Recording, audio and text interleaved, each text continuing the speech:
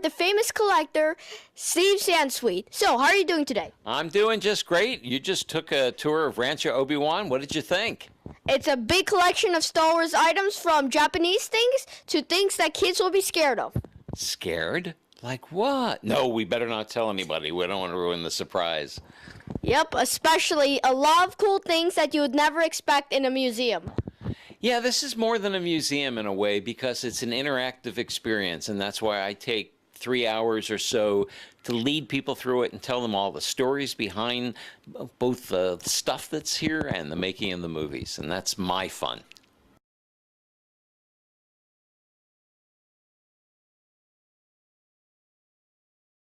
So Star Wars in the U.S. opened on 32 screens. Today a movie like that opens on 4,000 or 6,000 screens. No, I'm a re-release poster, Gone with the Wind, and so we have Rhett and Scarlett here. They're in exactly the same position. Have you seen the Lego Star Wars parodies they made? Oh yeah, they're very cool. They're very cool.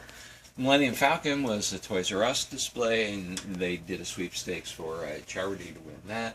The car was a 1/3 horsepower gas car. It was also, there were 50 of those. They were sweepstakes at a supermarket chain.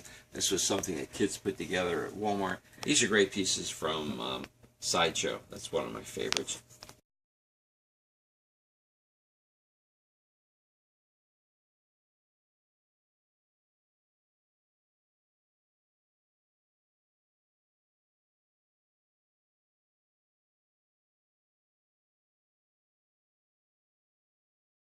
People could know how to put them together. So the Sandcrawler came fully lighted. This he didn't have time to light, so he sent it to a friend of his up here who had to take it apart and light it. And he did such an amazing job on it that I hired him, because this was a piece done by our French licensee, Atticus. Great diorama. It came, the pictures were amazing. It came and I was disappointed because you couldn't see all of the work inside. They never lighted it. And no matter where. And then the poster behind you was done by the guy who did the very first painted poster, Tom Jung. And so it's got more action, it's got Lando. But what my colleague Pete Vilmer and I discovered when we were doing the poster book was the original painting of this and some foreign posters actually has Billy D in here and Stormtroopers, and they were all painted out. Right at the end he said, look, I really can't do it. Jedi do not seek revenge. Well, it was a $3,000 book. I think $2,500 of it was a little case that we call it Yoda's coffin if you look at this side because of the plaque where Vader's coffin on. I always thought that Mos Eisley was done outdoors, maybe in Tunisia, but at least outdoors. And this clearly shows me that most of Mos Eisley was an indoor set at Elstree Studios. So the alleyways and everything else was built on set. And it looked like, oh my God, they're so hot, the bright sun.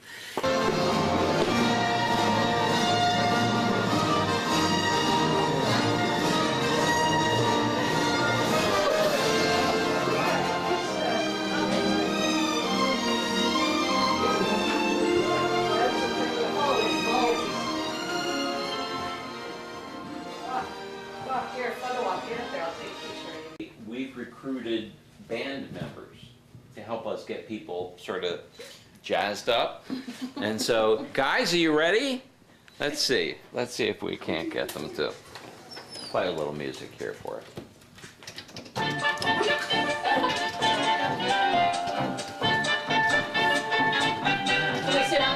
You sure can. That's a photo op. So this is the way you play the fanfare, or the omnibox rather. It's just the aura of your hands. You just sort of move it around. That's the way they did it in the movie. So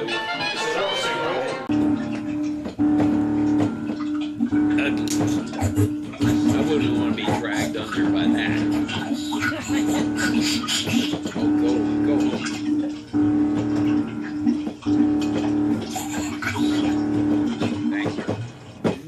All right. Please watch your step. Oh my God. Super, man. Check it out.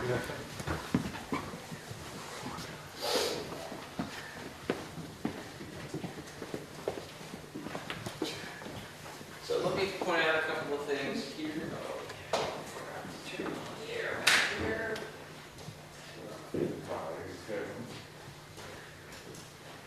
So how'd you discover Star Wars? I discovered Star Wars, about 4 or 5 months before it came out. I had heard some of the buzz, and then I first saw the movie about 2 weeks before it opened on the back lot of 20th Century Fox, and I was hooked ever since. When did you start collecting items? I think my first collectible actually was something that came to the office at the Wall Street Journal, where I was a reporter early in 1977, and it was a booklet about Star Wars, full color and everything.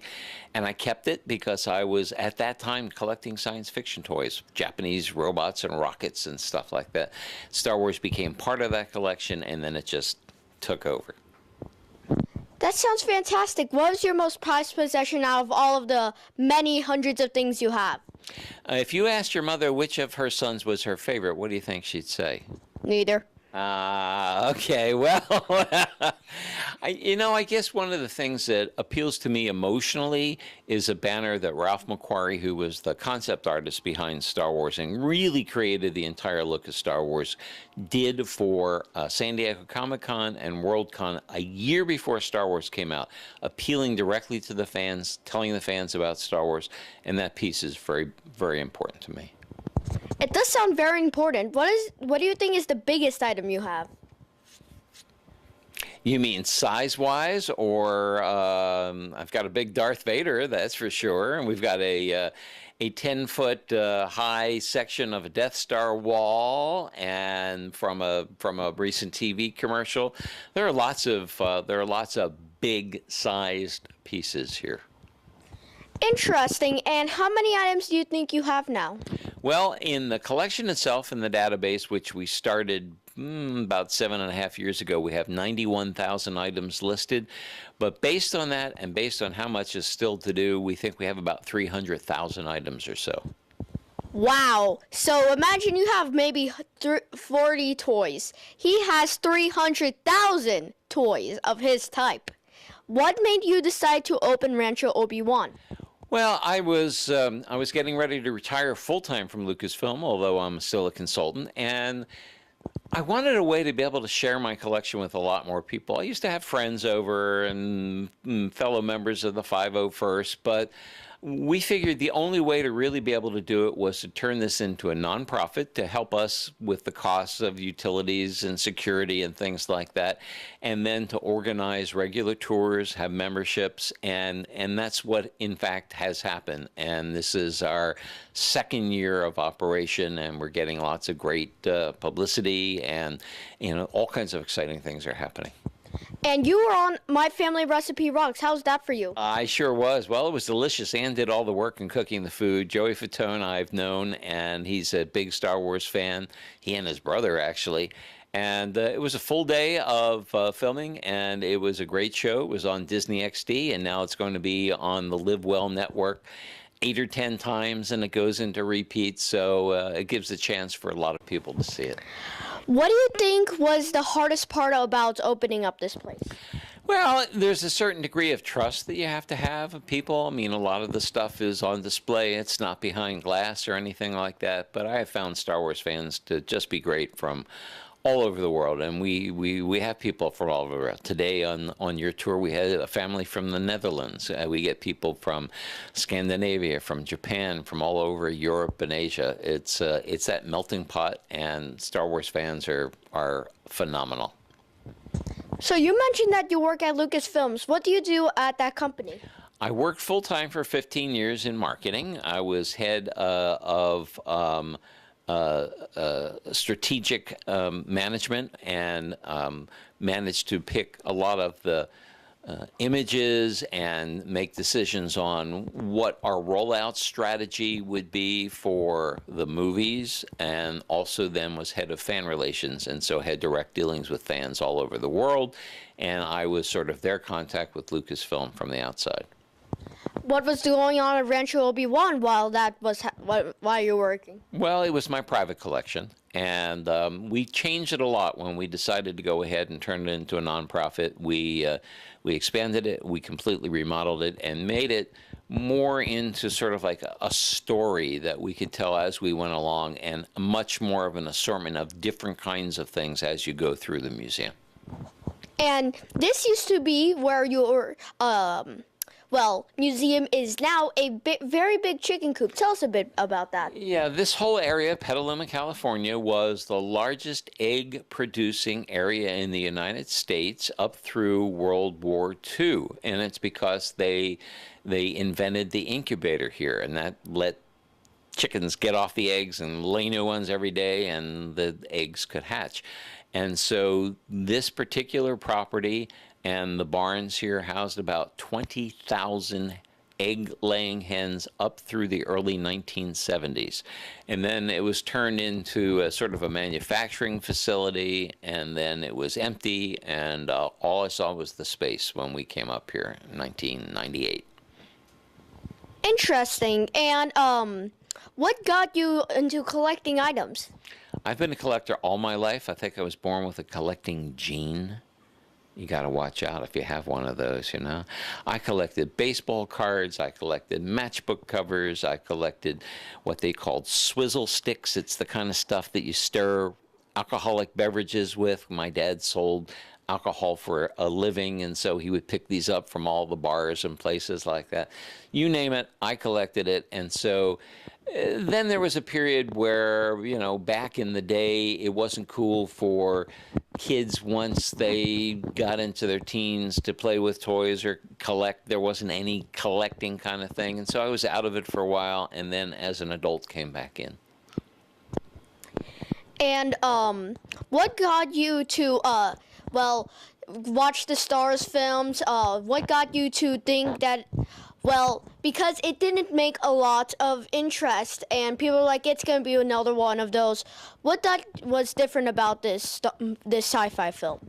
Well, there were not many people who knew about it in advance of it coming out, but the hardcore fans knew because Lucasfilm did something very smart. They went to fan conventions a year before Star Wars opened, and they let fans in on the secret. They let fans know what it was all about, and they started getting the interest there.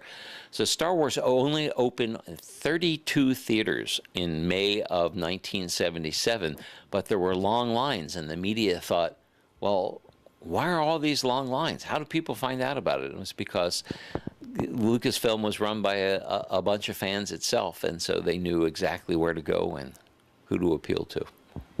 And like I said, you have over, you're still counting 300,000 items. How do you organize all these items and take care of them? What makes you think I organize them and take care of them? With great difficulty. I mean, there's always changes. There are always things that we're moving from one area to another. There are places we haven't been able to get to for 3 years because stuff is piled up. Eventually, everything will work out, but I mean, we could use twice the size or 5 times the size of the space that we have here. That's not going to happen. So it really makes you sort of pick and choose and change the museum all the time. So if you come here and then you come back for a visit a year later, you'll see things you never saw before, either because they're new or because they're older things that we have decided to put out in place of the things we once had. So it's always a changing environment, and it's an interactive environment. In about 10 years, what do you think this place will look like?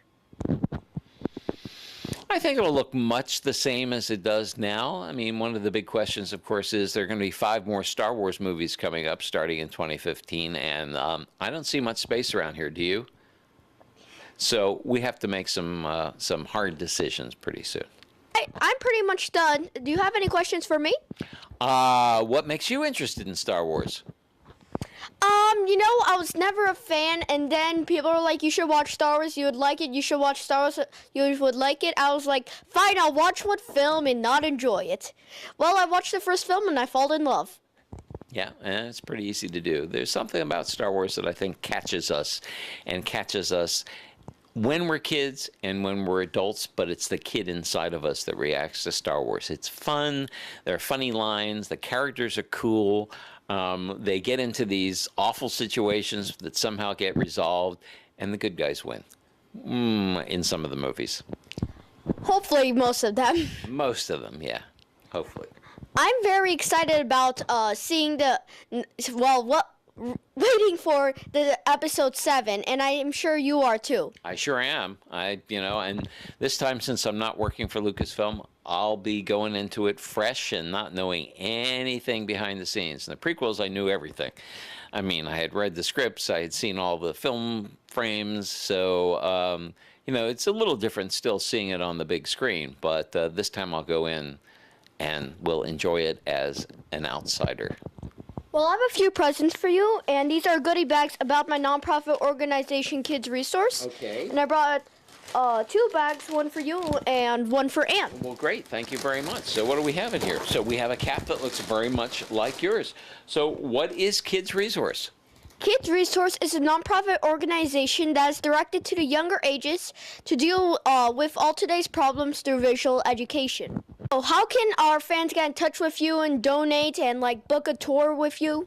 Well, you can go online to www.ranchoobiwan.org, and you can get all the information about what we are, about how to become a member. You get a really cool membership pack, and also how to do a tour. We also have a Facebook page. That's facebook.com/Rancho Obi Wan. You can find out all the up-to-date things that are going on here. And there's some big news that's coming up about Rancho Obi Wan that I think will be very exciting for a lot of people. Well, I'll keep notice so I can see this exciting news. I have no idea what it is. Yeah, we're under a non-disclosure agreement, so I can't give you any hints either. Just to tease you. How mean. Anyway, thank you very much for your time. Thank you very much. It was a pleasure. It was a pleasure talking to you as well.